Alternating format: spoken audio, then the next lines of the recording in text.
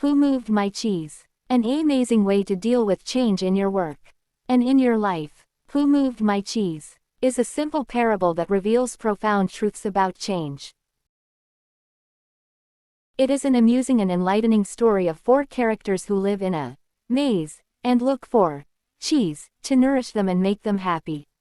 2 are mice named Sniff and Scurry. And 2 are little people. Their names are Hem and Haw. Cheese is a metaphor for what you want to have in life, whether it's a good job, a loving relationship, money, a possession, good health, or spiritual peace of mind. And the maze is where you look for what you want, the organization you work in, or the family or community you live in. In the story, the characters are faced with unexpected change. Eventually, one of them deals with it successfully, and writes what he has learned from his experience on the maze walls. When you come to see the handwriting on the wall, you can discover for yourself how to deal with change, so that you can enjoy less stress and more success, however you define it, in your work and in your life. Written for all ages, this story takes less than an hour to read, but its unique insights can last for a lifetime. Who moved my cheese? Contents. Parts of all of us. A gathering. Chicago. Who moved my cheese? The story. 4 characters finding cheese. No cheese. The mice, Sniff and Scurry. The little people, Hem and Haw. Meanwhile, back in the maze, getting beyond fear, enjoying the adventure, moving with the cheese. The handwriting on the wall, tasting new cheese, enjoying change. A discussion. Later that same day. New cheese. Parts of all of us. The simple and the complex. The 4 imaginary characters depicted in this story, the mice, Sniff, and Scurry, and the little people, Hem and Haw, are intended to represent the simple and the complex parts of ourselves, regardless of our age, gender, race, or nationality. Sometimes we may act like Sniff, who sniffs out change early, or Scurry, who scurries into action, or Hem, who denies and resists change as he fears it will lead to something worse, or Haw, who learns to adapt in time when he sees changing can lead to something better. Whatever parts of us we choose to use, we all share something in common, a need to find our way in the maze and succeed in changing times.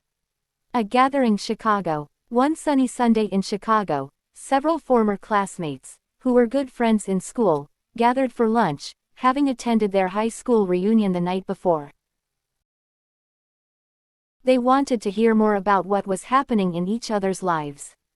After a good deal of kidding, and a good meal, they settled into an interesting conversation. Angela, who had been one of the most popular people in the class, said, "Life sure turned out differently than I thought it would when we were in school. A lot has changed." "It certainly has," Nathan echoed. They knew he had gone into his family's business, which had operated pretty much the same and had been a part of the local community for as long as they could remember. So, they were surprised when he seemed concerned.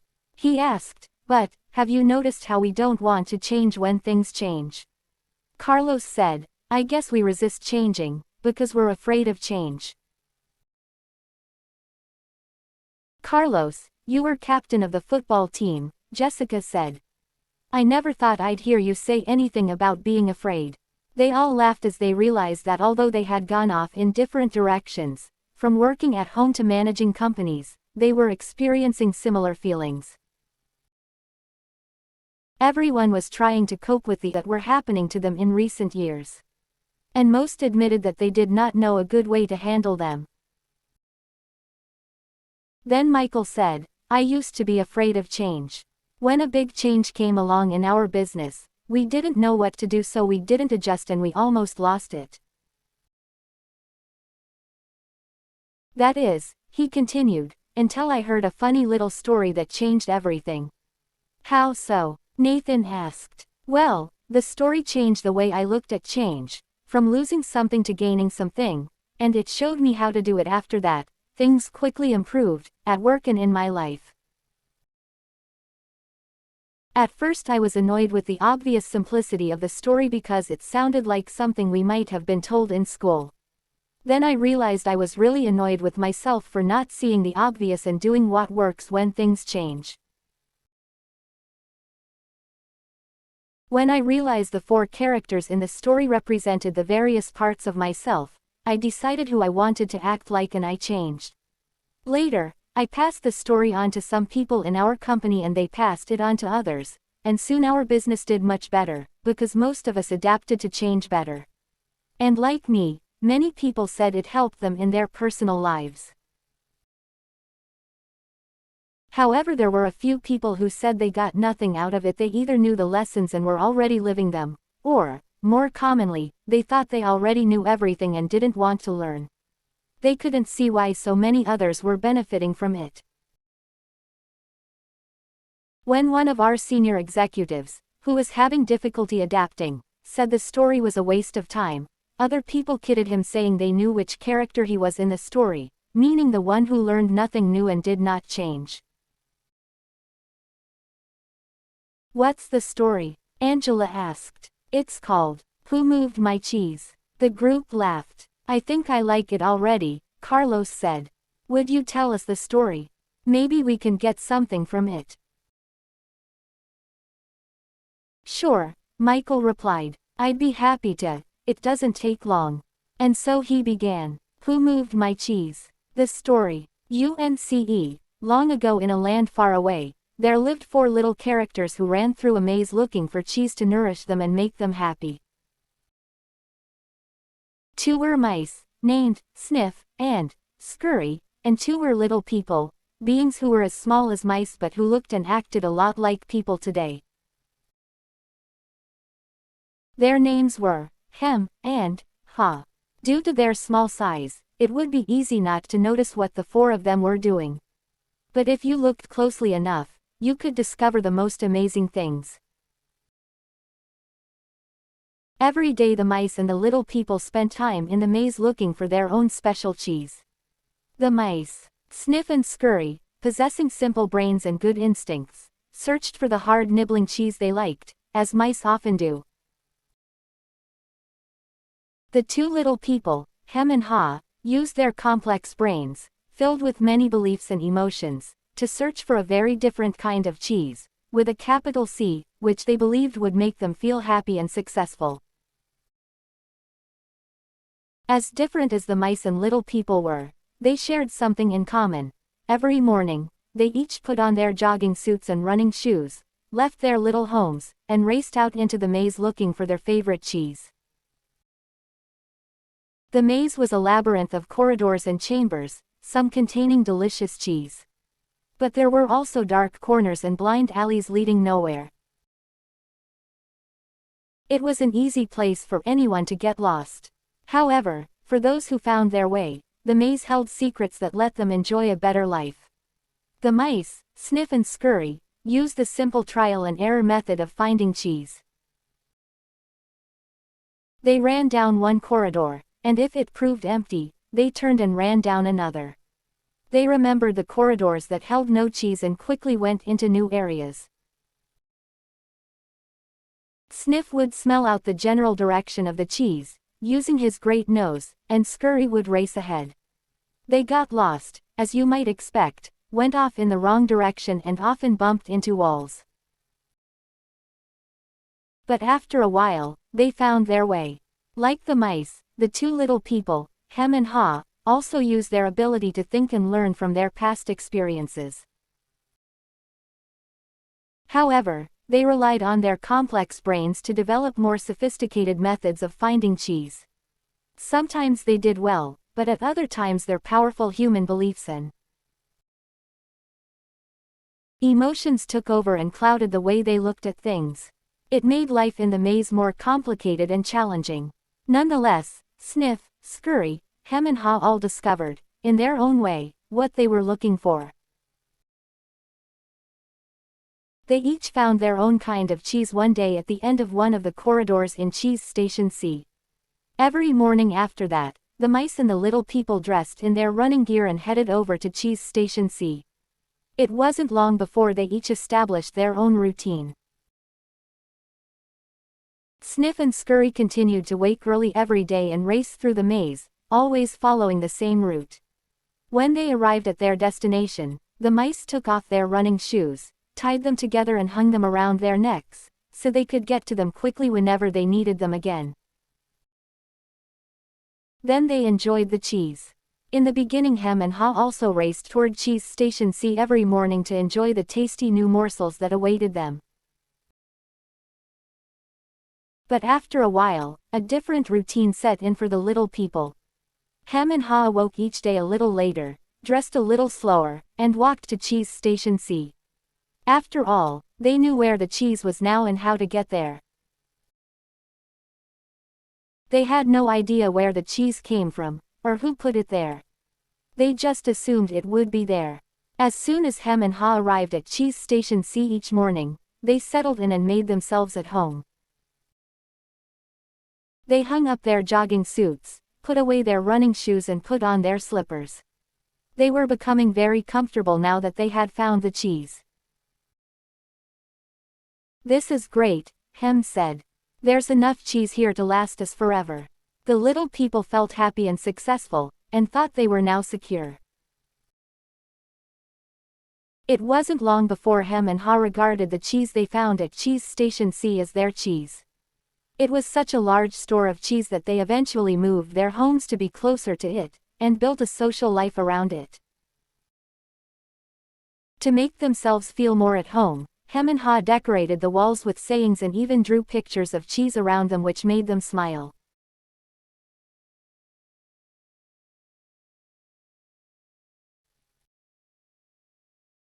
One read, sometimes Hem and Haw would take their friends by to see their pile of cheese at Cheese Station C, and point to it with pride, saying, "Pretty nice cheese, hub."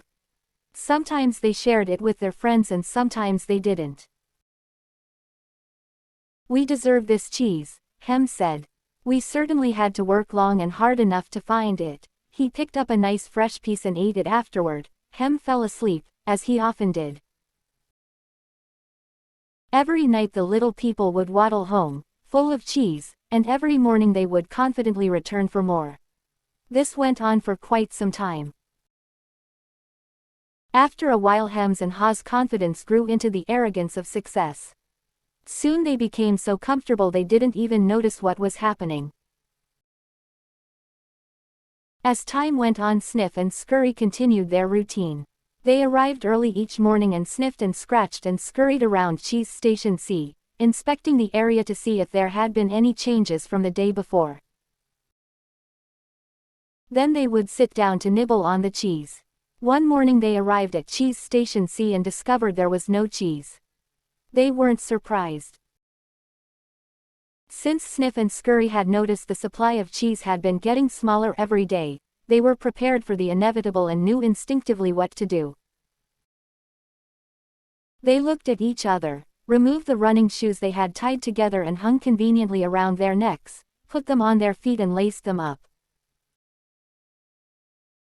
The mice did not overanalyze things. To the mice, the problem and the answer were both simple. The situation at Cheese Station C had changed. So, Sniff and Scurry decided to change. They both looked out into the maze. Then Sniff lifted his nose, sniffed, and nodded to Scurry, who took off running through the maze, while Sniff followed as fast as he could. They were quickly off in search of new cheese. Later that same day, Hem and Haw arrived at Cheese Station C. They had not been paying attention to the small changes that had been taking place each day, so they took it for granted their cheese would be there. They were unprepared for what they found.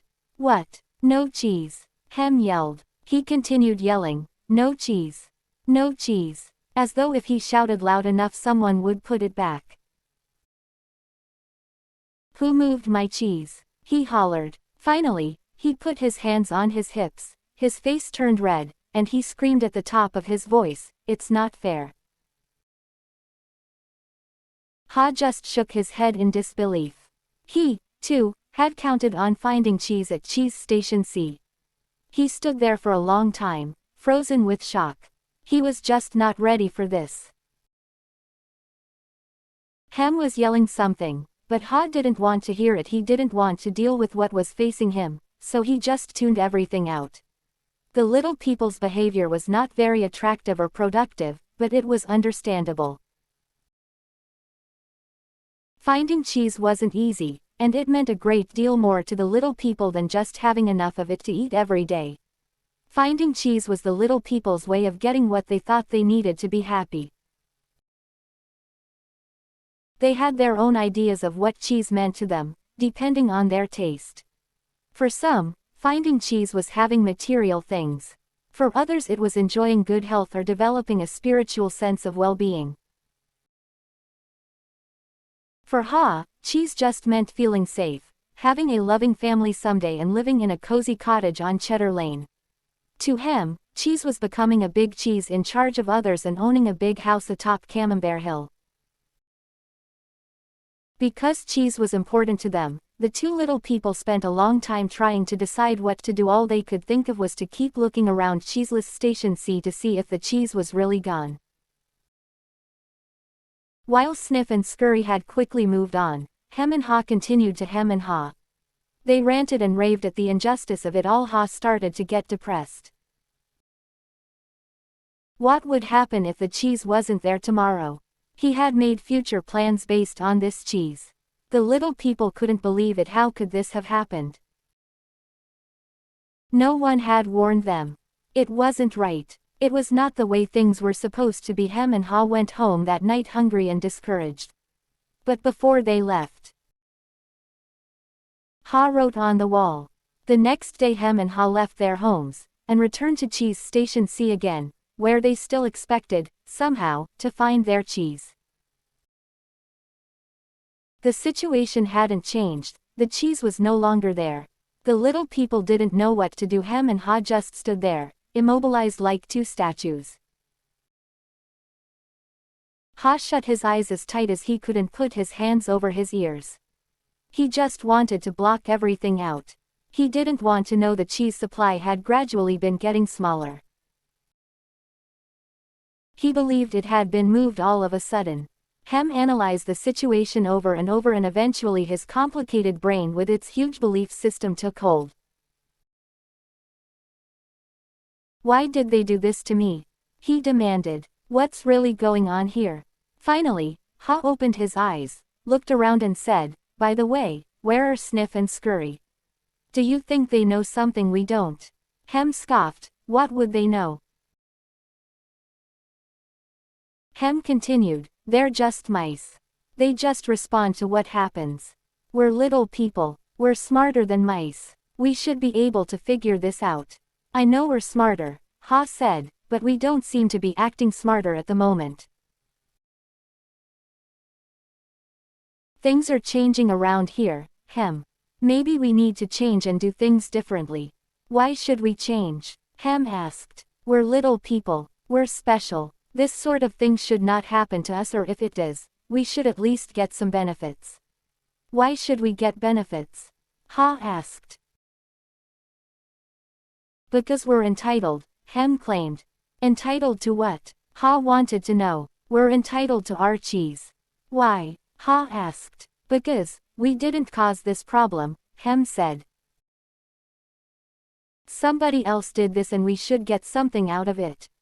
Ha suggested, maybe we should simply stop analyzing the situation so much and go find some new cheese. Oh no, Hem argued. I'm going to get to the bottom of this. While Hem and Ha were still trying to decide what to do, Sniff and Scurry were already well on their way. They went farther into the maze, up and down corridors, looking for cheese in every cheese station they could find. They didn't think of anything else but finding new cheese. They didn't find any for some time until they finally went into an area of the maze where they had never been before, Cheese Station N. They squealed with delight. They found what they had been looking for, a great supply of new cheese. They could hardly believe their eyes. It was the biggest store of cheese the mice had ever seen. In the meantime, Hem and Haw were still back in Cheese Station C evaluating their situation. They were now suffering from the effects of having no cheese. They were becoming frustrated and angry and were blaming each other for the situation they were in now, and then Haw thought about his mice friends, Sniff and Scurry, and wondered if they had found any cheese yet. He believed they might be having a hard time, as running through the maze usually involved some uncertainty. But he also knew that it was likely to only last for a while. Sometimes, Haw would imagine Sniff and Scurry finding new cheese and enjoying it. He thought about how good it would be for him to be out on an adventure in the maze, and to find fresh new cheese.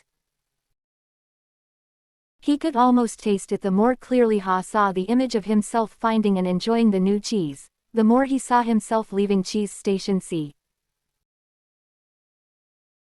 "Let's go," he exclaimed, all of a sudden. "No," Hem quickly responded. "I like it here. It's comfortable. It's what I know. Besides, it's dangerous out there." "No, it isn't," Haw argued. "We've run through many parts of the maze before, and we can do it again." "I'm getting too old for that," Hem said.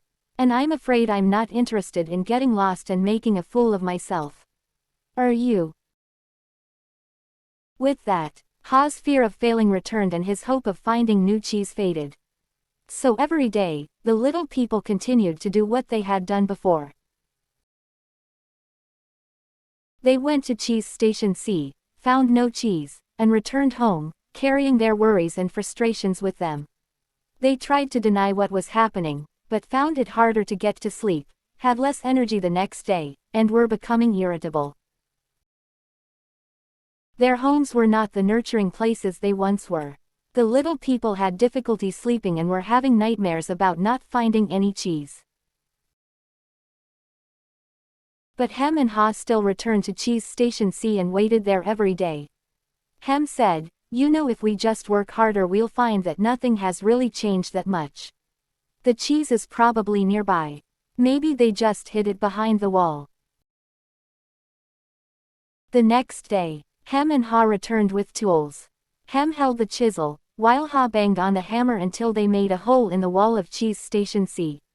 They peered inside but found no cheese. They were disappointed but believed they could solve the problem. So they started earlier, stayed longer, and worked harder. But after a while, all they had was a large hole in the wall. Haw was beginning to realize the difference between activity and productivity. "Maybe," Hem said, "we should just sit here and see what happens. Sooner or later they have to put the cheese back." Haw wanted to believe that. So each day he went home to rest and returned, reluctantly with Hem to Cheese Station C. But cheese never reappeared. By now the little people were growing weak from hunger and stress. Haw was getting tired of just waiting for their situation to improve. He began to see that the longer they stayed in their cheeseless situation, the worse off they would be. Haw knew they were losing their edge. Finally, one day Haw began laughing at himself. "Ha, ha, look at us, we keep doing the same things over and over again and wonder why things don't get better. If this wasn't so ridiculous, it would be even funnier." Haw did not like the idea of having to run through the maze again, because he knew he would get lost and have no idea where he would find any cheese. But he had to laugh at his folly when he saw what his fear was doing to him. He asked Hem, "Where did we put our running shoes?" It took a long time to find them because they had put everything away when they found their cheese at Cheese Station C, thinking they wouldn't be needing them anymore. As Hem saw his friend getting into his running gear, he said, "You're not really going out into the maze again, are you? Why don't you just wait here with me until they put the cheese back?" "Because, you just don't get it," Haw said. "I didn't want to see it either, but now I realize they're never going to put yesterday's cheese back. It's time to find new cheese." Hem argued, But what if there is no cheese out there? Or even if there is, what if you don't find it? I don't know, Ha said. He had asked himself those same questions too many times and felt the fears again that kept him where he was. He asked himself, where am I more likely to find cheese, here or in the maze? He painted a picture in his mind. He saw himself venturing out into the maze with a smile on his face. While this picture surprised him, it made him feel good. He saw himself getting lost now and then in the maze, but felt confident he would eventually find new cheese out there and all the good things that came with it.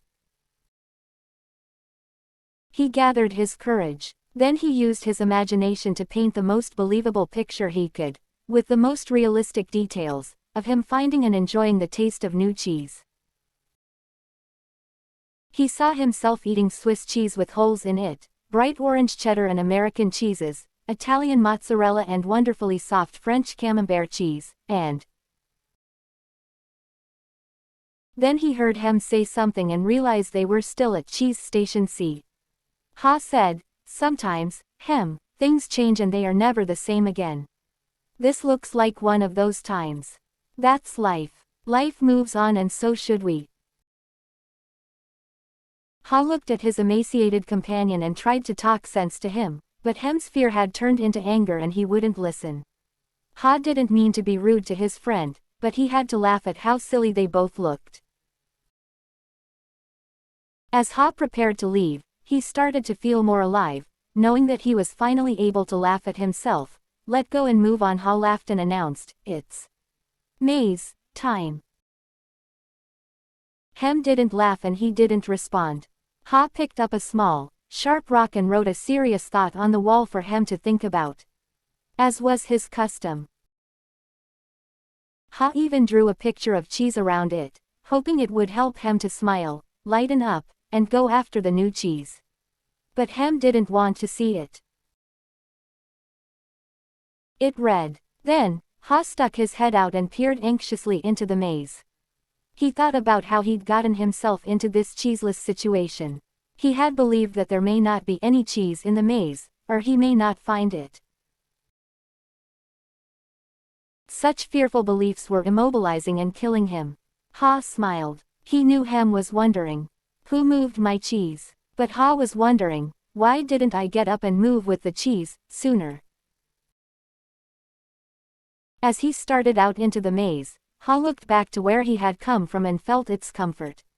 He could feel himself being drawn back into familiar territory, even though he hadn't found cheese here for some time. Ha became more anxious and wondered if he really wanted to go out into the maze. He wrote a saying on the wall ahead of him and stared at it for some time. He thought about it. He knew sometimes some fear can be good. When you are afraid things are going to get worse if you don't do something, it can prompt you into action.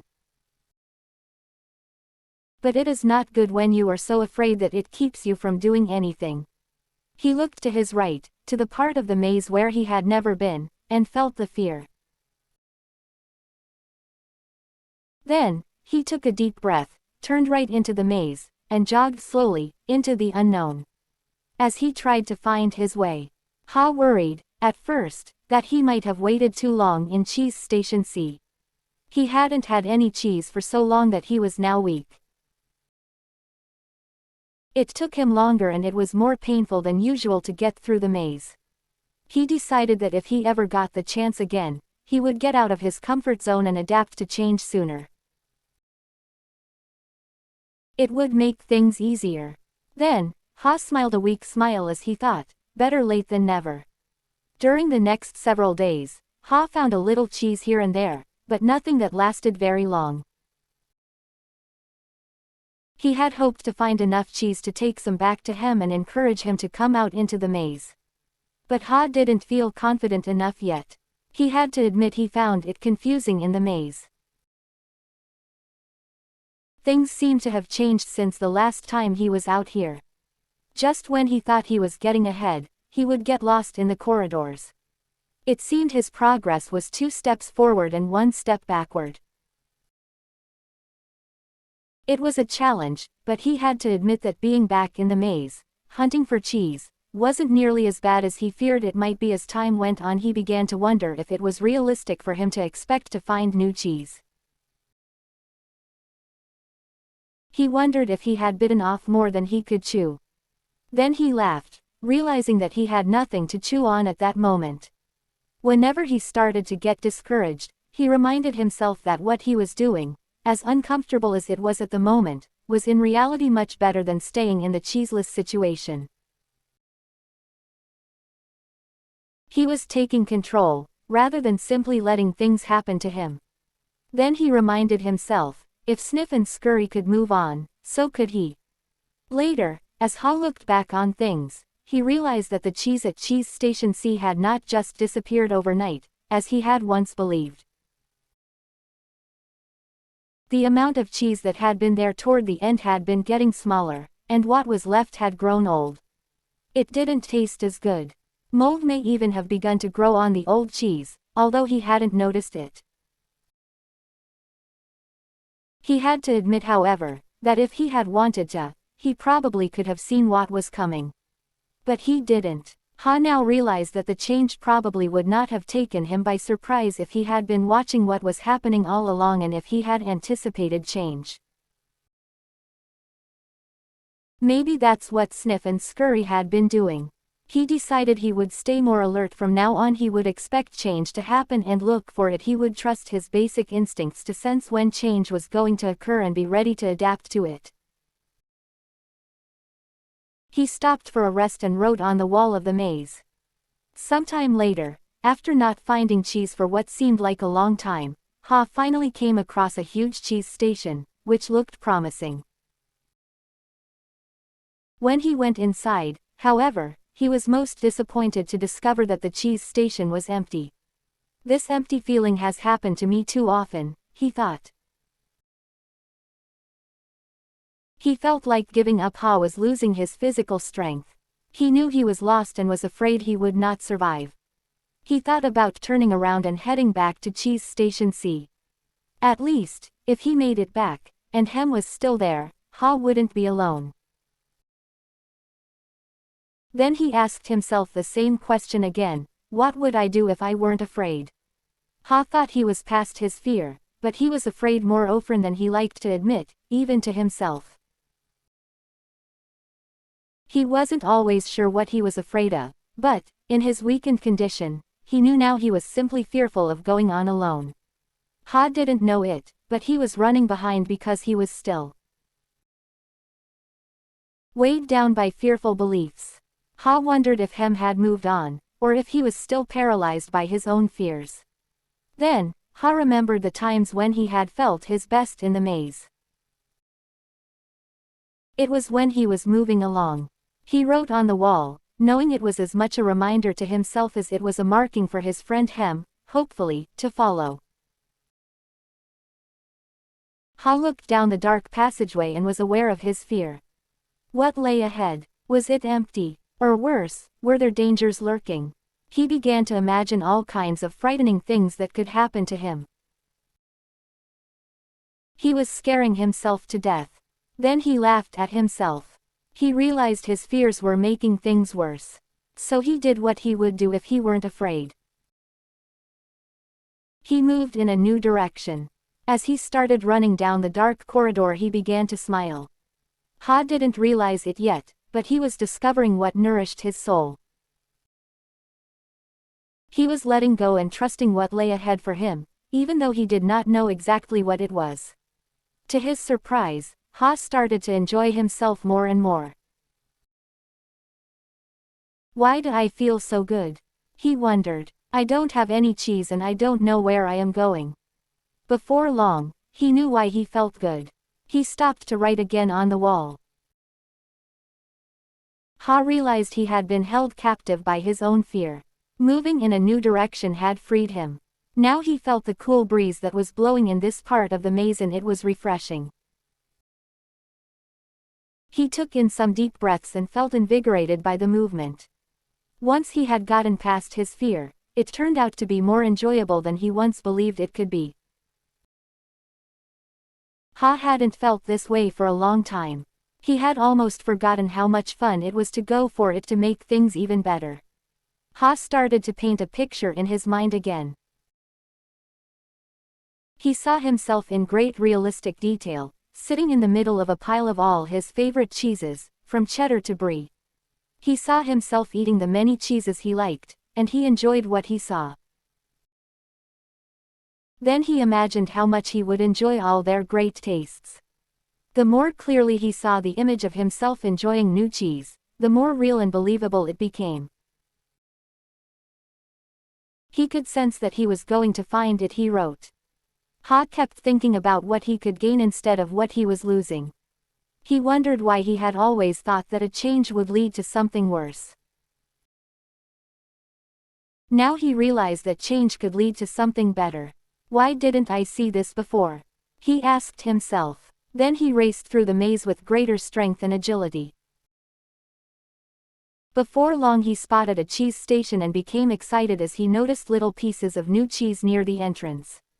They were types of cheese he had never seen before, but they looked great. He tried them and found that they were delicious. He ate most of the new cheese bits that were available and put a few in his pocket to have later and perhaps share with him. He began to regain his strength. He entered the cheese station with great excitement. But, to his dismay, he found it was empty. Someone had already been there and had left only the few bits of new cheese. He realized that if he had moved sooner, he would very likely have found a good deal of new cheese here. Ha decided to go back and see if Hem was ready to join him. As he retraced his steps, he stopped and wrote on the wall. After a while Ha made his way back to Cheese Station C and found Hem. He offered Hem bits of new cheese, but was turned down.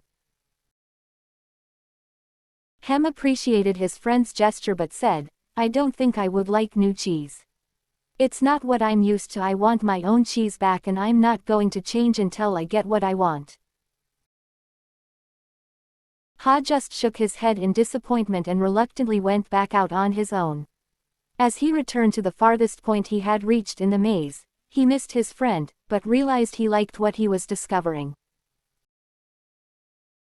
Even before he found what he hoped would be a great supply of new cheese, if ever, he knew that what made him happy wasn't just having cheese. He was happy when he wasn't being run by his fear. He liked what he was doing now knowing this. Ha didn't feel as weak as he did when he stayed in Cheese Station C with no cheese. Just realizing he was not letting his fear stop him, and knowing that he had taken a new direction, nourished him and gave him strength. Now he felt that it was just a question of time before he found what he needed. In fact, he sensed he had already found what he was looking for. He smiled as he realized. Ha realized again, as he had once before, that what you are afraid of is never as bad as what you imagine. The fear you let build up in your mind is worse than the situation that actually exists. He'd been so afraid of never finding new cheese that he didn't even want to start looking. But since starting his journey, he had found enough cheese in the corridors to keep him going. Now he looked forward to finding more. Just looking ahead was becoming exciting. His old thinking had been clouded by his worries and fears.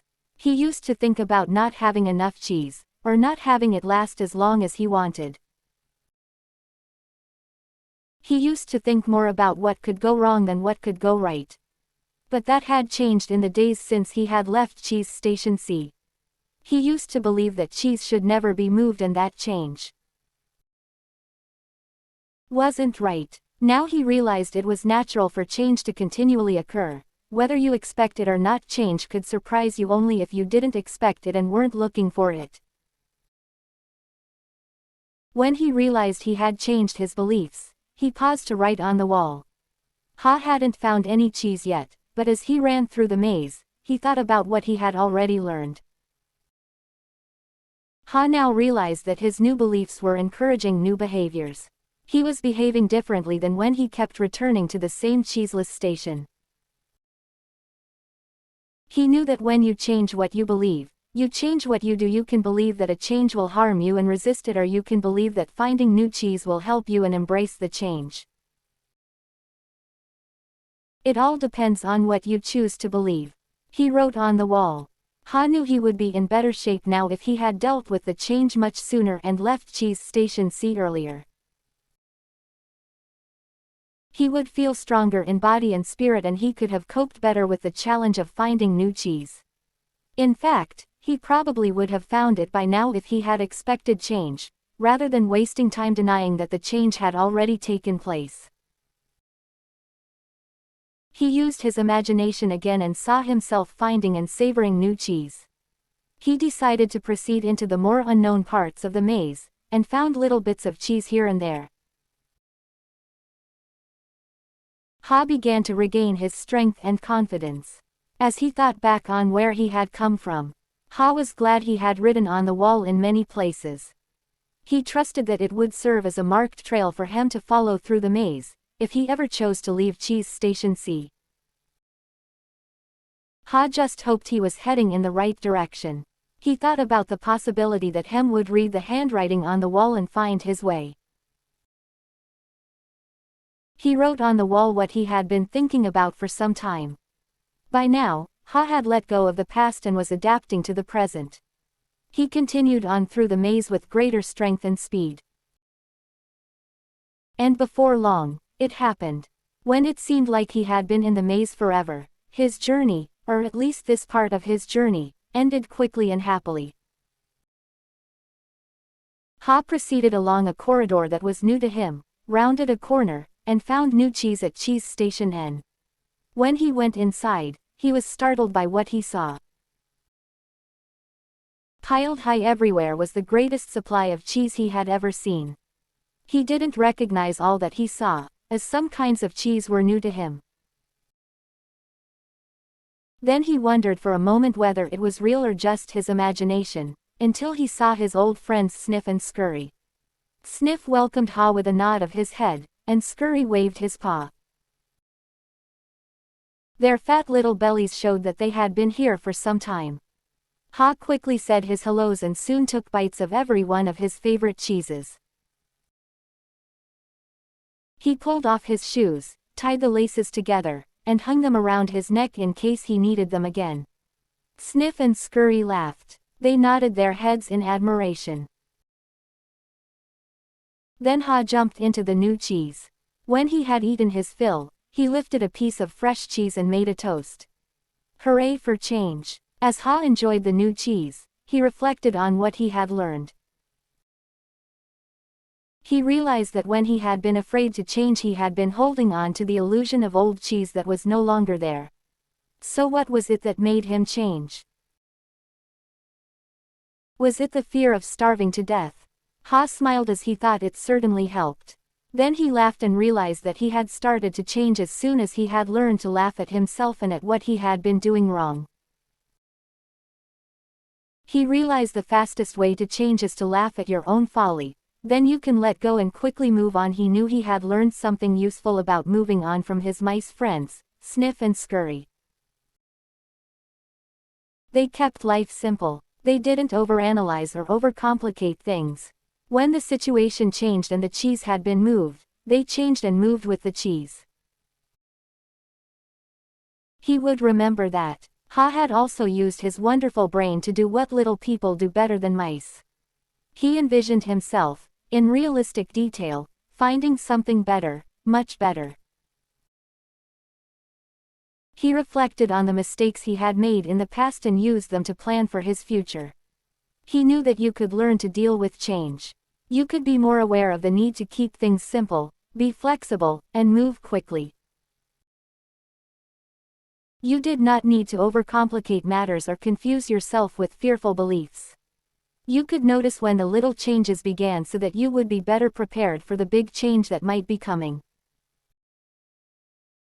He knew he needed to adapt faster, for if you do not adapt in time, you might as well not adapt at all. He had to admit that the biggest inhibitor to change lies within yourself, and that nothing gets better until you change. Perhaps most importantly, he realized that there is always new cheese out there whether you recognize it at the time, or not, and that you are rewarded with it when you go past your fear and enjoy the adventure. He knew some fear should be respected, as it can keep you out of real danger. But he realized most of his fears were irrational and had kept him from changing when he needed to. He didn't like it at the time, but he knew that the change had turned out to be a blessing in disguise as it led him to find better cheese. He had even found a better part of himself. As Ha recalled what he had learned, he thought about his friend Hem. He wondered if Hem had read any of the sayings Ha had written on the wall at Cheese Station C and throughout the maze. Had Hem ever decided to let go and move on? Had he ever entered the maze and discovered what could make his life better? Or was Hem still hemmed in because he would not change? Ha thought about going back again to Cheese Station C to see if he could find Hem, assuming that Ha could find his way back there. If he found Hem, he thought he might be able to show him how to get out of his predicament. But Ha realized that he had already tried to get his friend to change. Hem had to find his own way, beyond his comforts and past his fears. No one else could do it for him, or talk him into it. He somehow had to see the advantage of changing himself. Ha knew he had left a trail for Hem and that he could find his way, if he could just read the handwriting on the wall.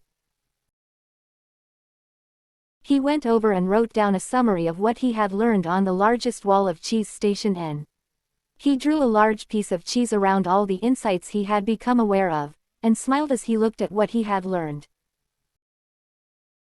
Ha realized how far he had come since he had been with Hem in Cheese Station C, but knew it would be easy for him to slip back if he got too comfortable. So, each day he inspected Cheese Station N to see what the condition of his cheese was. He was going to do whatever he could to avoid being surprised by unexpected change. While Ha still had a great supply of cheese, he often went out into the maze and explored new areas to stay in touch with what was happening around him. He knew it was safer to be aware of his real choices than to isolate himself in his comfort zone. Then, Ha heard what he thought was the sound of movement out in the maze. As the noise grew louder, he realized that someone was coming. Could it be that Hem was arriving? Was he about to turn the corner? Ha said a little prayer and hoped, as he had many times before, that maybe, at last, his friend was finally able to. A discussion later that same day. When Michael finished telling the story, he looked around the room and saw his former classmates smiling at him. Several thanked him and said they got a good deal out of the story. Nathan asked the group, "What would you think of getting together later and maybe discussing it?" Most of them said they would like to talk about it, and so they arranged to meet later for a drink before dinner. That evening, as they gathered in a hotel lounge, they began to kid each other about finding their cheese, and seeing themselves in the maze. Then Angela asked the group good-naturedly, "So, who were you in the story? Sniff, Scurry, Hem or Ha?" Carlos answered, "Well, I was thinking about that this afternoon. I clearly remember a time before I had my sporting goods business, when I had a rough encounter with change. I wasn't Sniff. One didn't sniff out the situation and see the change early. And I certainly wasn't Scurry. One didn't go into action immediately. I was more like Hem, who wanted to stay in familiar territory. The truth is, I didn't want to deal with the change. I didn't even want to see it." Michael, who felt like no time had passed since he and Carlos were close friends in school, asked, "What are we talking about here, buddy?" Carlos said, "An unexpected change of jobs." Michael laughed. "You were fired. Well, let's just say I didn't want to go out looking for new cheese. I thought I had a good reason why change shouldn't happen to me, so I was pretty upset at the time." Some of their former classmates who had been quiet in the beginning felt more comfortable now and spoke up, including Frank, who had gone into the military. "Hem reminds me of a friend of mine," Frank said. "His department was closing down, but he didn't want to see it. They kept relocating his people.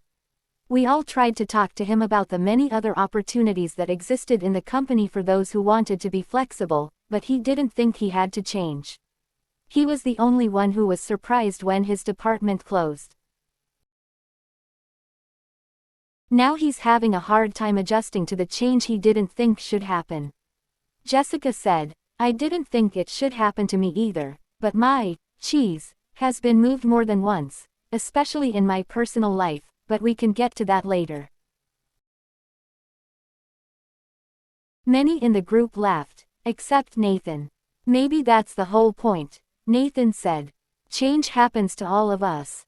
He added, "I wish my family had heard the cheese story before this. Unfortunately, we didn't want to see the changes coming in our business, and now it's too late. We're having to close many of our stores."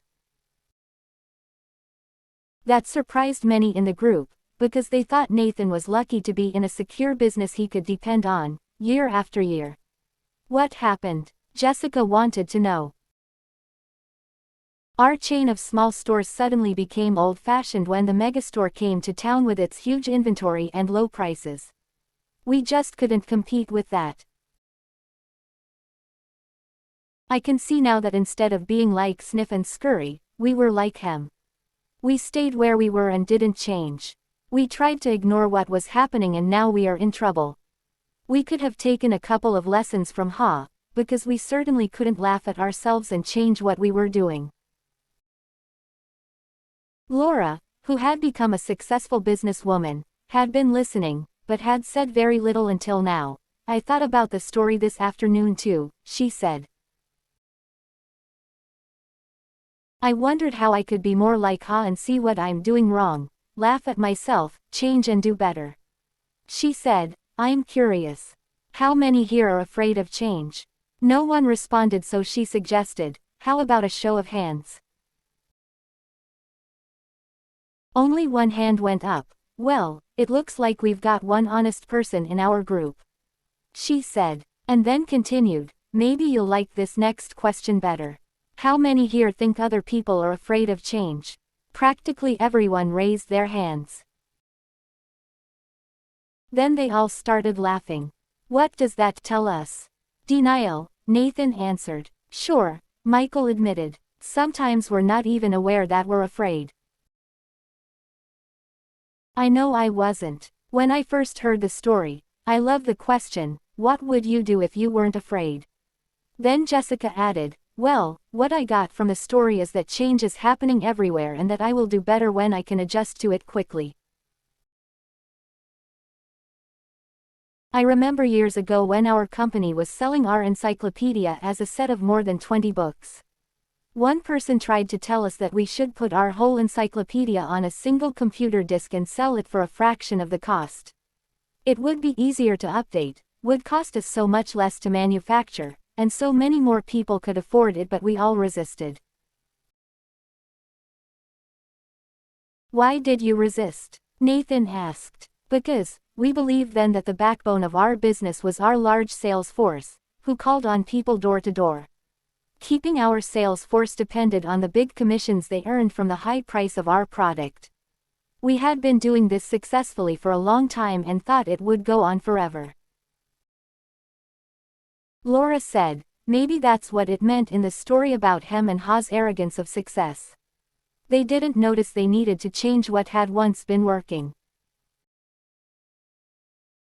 Nathan said, "So you thought your old cheese was your only cheese?"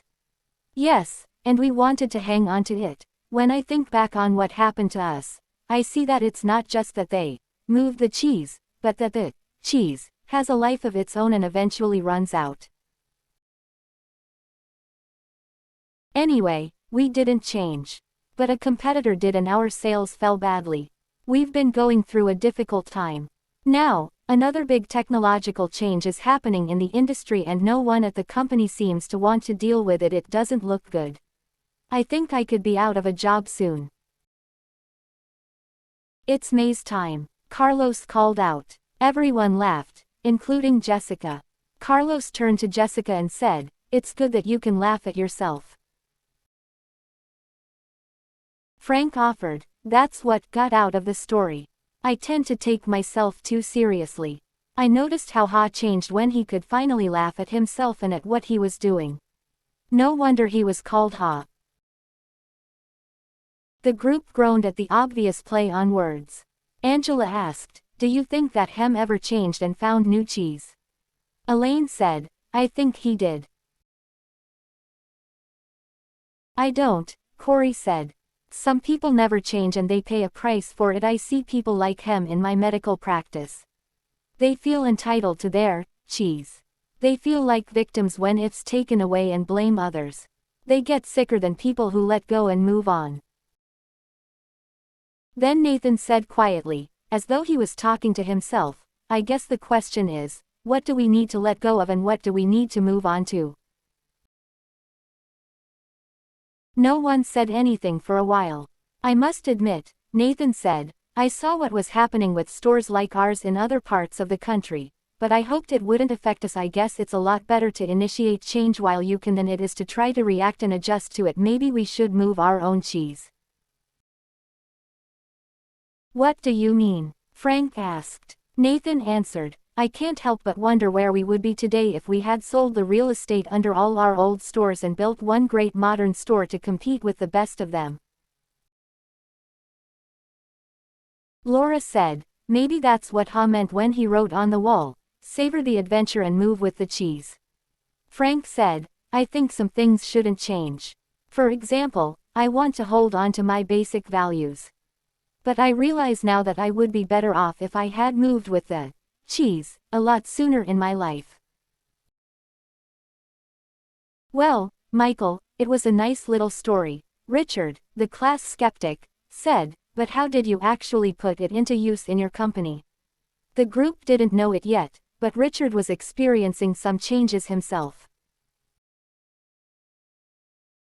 Recently separated from his wife, he was now trying to balance his career with raising his teenagers.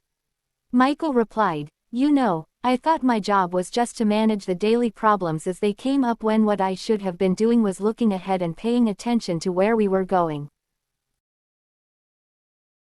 And boy did I manage those problems, 24 hours a day. I wasn't a lot of fun to be around. I was in a rat race, and I couldn't get out." Laura said, "So you were managing when you needed to be leading." "Exactly," Michael said. "Then when I heard the story of Who Moved My Cheese, I realized my job was to paint a picture of new cheese that we would all want to pursue, so we could enjoy changing and succeeding, whether it was at work or in life." Nathan asked, "What did you do at work?" "Well, when I asked people in our company who they were in the story, I saw we had every one of the 4 characters in our organization. I came to see that the Sniffs, Curries, Hems and Haws each needed to be treated differently. Our Sniffs could sniff out changes in the marketplace, so they helped us update our corporate vision.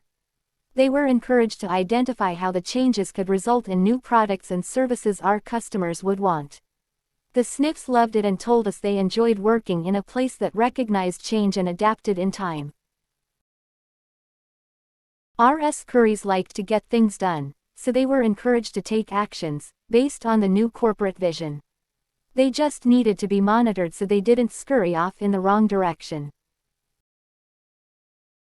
They were then rewarded for actions that brought us new cheese. They liked working in a company that valued action and results." "What about the Hems and Haws?" Angela asked. "Unfortunately, the Hems were the anchors that slowed us down," Michael answered. "They were either too comfortable or too afraid to change. Some of our Hems changed only when they saw the sensible vision we painted that showed them how changing would work to their advantage.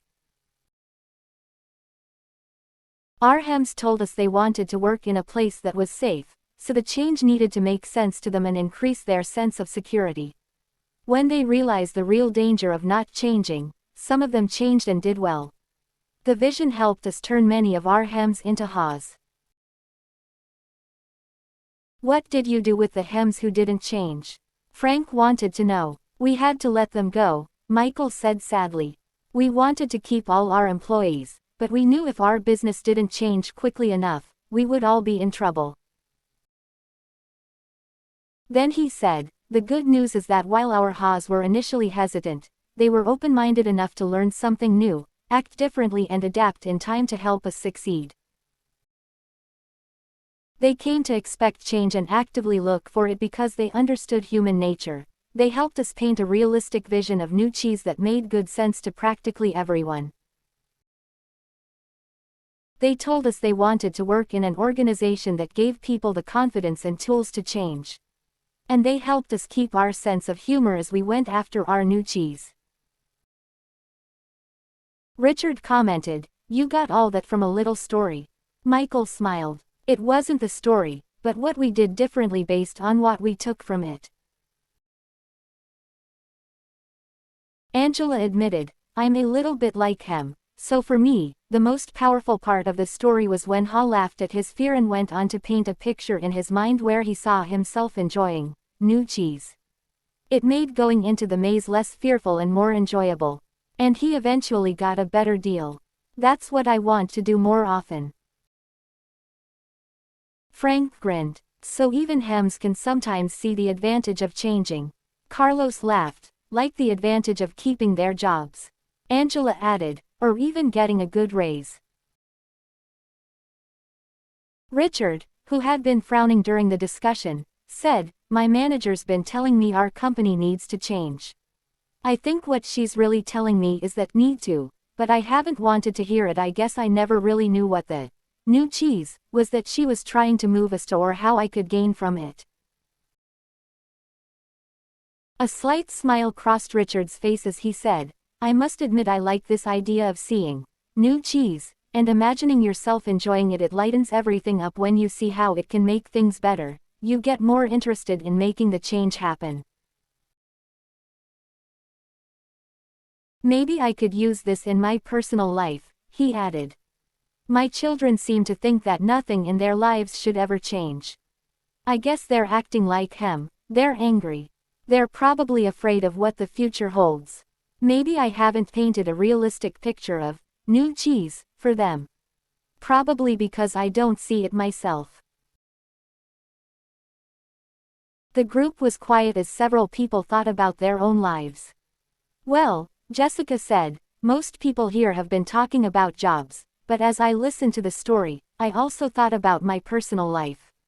I think my current relationship is old cheese that has some pretty serious mold on it. Corey laughed in agreement. Me too. I probably need to let go of a bad relationship. Angela countered, or, perhaps the old cheese is just old behavior. What we really need to let go of is the behavior that is the cause of our bad relationships. And then move on to a better way of thinking and acting. Ouch, Corey reacted. Good point. The new cheese is a new relationship with the same person. Richard said, I'm beginning to think there is more to this than I thought. I like the idea of letting go of old behavior instead of letting go of the relationship. Repeating the same behavior will just get you the same results. As far as work goes, maybe instead of changing jobs, I should be changing the way I am doing my job. I'd probably have a better position by now if I did. Then Becky, who lived in another city but had returned for the reunion, said, as I was listening to the story and to everyone's comments here, I've had to laugh at myself. I've been like him for so long, hemming and hawing and afraid of change. I didn't realize how many other people did this as well. I'm afraid I've passed it on to my children without even knowing it. As I think about it, I realize change really can lead you to a new and better place, although you're afraid it won't at the time. I remember a time when our son was a sophomore in high school. My husband's job required us to move from Illinois to Vermont and our son was upset because he had to leave his friends. He was a star swimmer and the high school in Vermont had no swim team. So, he was angry with us for making him move. As it turned out, he fell in love with the Vermont mountains, took up skiing, skied on his college team and now lives happily in Colorado. If we had all enjoyed this cheese story together, over a cup of hot chocolate, we could have saved our family a lot of stress. Jessica said, I'm going home to tell my family this story. I'll ask my children who they think I am, sniff, scurry, hem or haw, and who they feel they are. We could talk about what we feel our family's old cheese is and what our new cheese could be. That's a good idea, Richard said, surprising everyone, even himself. Frank then commented, I think I'm going to be more like Ha and move with the cheese and enjoy it. And I'm going to pass this story along to my friends who are worried about leaving the military and what the change might mean to them. It could lead to some interesting discussions. Michael said, well, that's how we improved our business. We had several discussions about what we got from the cheese story and how we could apply it to our situation. It was great because we had language that was fun for us to use to talk about how we were dealing with change. It was very effective, especially as it spread deeper into the company. Nathan asked, what do you mean by deeper?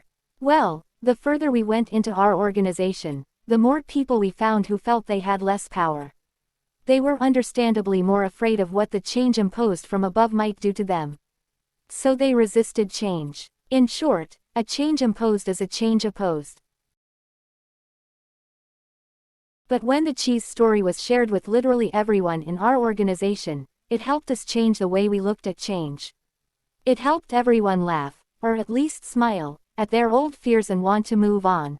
I only wished I'd heard the cheese story sooner, Michael added. How come? Carlos asked. Because by the time we got around to addressing the changes, our business had already fallen off so badly that we had to let people go, as I said earlier, including some good friends. It was hard on all of us, however. Those who stayed and most of those who left said the cheese story helped them see things differently and eventually cope better. Those who had to go out and look for a new job said it was hard at first, but recalling the story was a great help to them. Angela asked, what helped them most? Michael replied, after they got past their fear, they told me the best thing was realizing that there was new cheese out there just waiting to be found. They said holding a picture of new cheese in their minds, seeing themselves doing well in a new job, made them feel better, and helped them do better in job interviews. Several got better jobs. Laura asked, what about the people who remained in your company? Well, Michael said, instead of complaining about the changes that were happening, people now said, they just moved our cheese. Let's look for the new cheese. It saved a lot of time and reduced stress. Before long, the people who had been resisting saw the advantage of changing. They even helped bring about change. Corey said, why do you think they changed? They changed after the peer pressure in our company changed. He asked, what happens in most organizations you've been in when a change is announced by top management? Do most people say the change is a great idea or a bad idea? A bad idea, Frank answered. Yes, Michael agreed. Why? Carlos said, because people want things to stay the same and they think the change will be bad for them. When one person says the change is a bad idea, others say the same. Yes, they may not really feel that way, Michael said, but they agree in order to fit in. That's the sort of peer pressure that fights change in any organization. Becky asked, so how were things different after people heard the cheese story? Michael said simply, the peer pressure changed. No one wanted to look like him. Everyone laughed. They wanted to sniff out the changes ahead of time and scurry into action, rather than get hemmed in and be left behind. Nathan said, that's a good point. No one in our company would want to look like him. They might even change. Why didn't you tell us this story at our last reunion? This could work. Michael said, "It does work. It works best, of course, when everyone in your organization knows the story, whether it is in a large corporation, a small business, or your family, because an organization can only change when enough people in it change." Then he offered one last thought. "When we saw how well it worked for us, we passed the story along to people we wanted to do business with, knowing they were also dealing with change. We suggested we might be their new cheese, that is, better partners for them to succeed with. It led to new business." That gave Jessica several ideas and reminded her that she had some early sales calls in the morning. She looked at her watch and said, "Well, it's time for me to leave this cheese station and find some new cheese." The group laughed and began saying their goodbyes. Many of them wanted to continue the conversation but needed to leave. As they left, they thanked Michael again. He said, "I'm very glad you found the story so useful and I hope that you will have the opportunity to share it with others soon." Services keynote presentations, change leader certification and learning programs products. The New Cheese experience an interactive program used successfully by many organizations around the world to help individuals and organizations change and win. Who Moved My Cheese? The movie, a 13-minute animated movie on videocassette, tells the story of Who Moved My Cheese. Through the adventures of sniff, scurry, hem and haw, as a way to introduce change in your organization in a fun and non-threatening way. Aftermon Change Profile, a self-scoring tool. Find out who you are, what personalities are at work around you, and how you can work together to change and win. New, Who Moved My Cheese? Personal Planner Inserts Binder. This daily planner will help you keep track of your most important cheese things to do, notes and contact information using cheese language in a fun way. Fun, practical reminders posters, day-to-day desk calendar, coffee mugs, post-it notes, cheese squeezes, maze pens, logo shirts, handwriting on the wall cards, and more. To learn more, visit www.whomovedmycheese.com.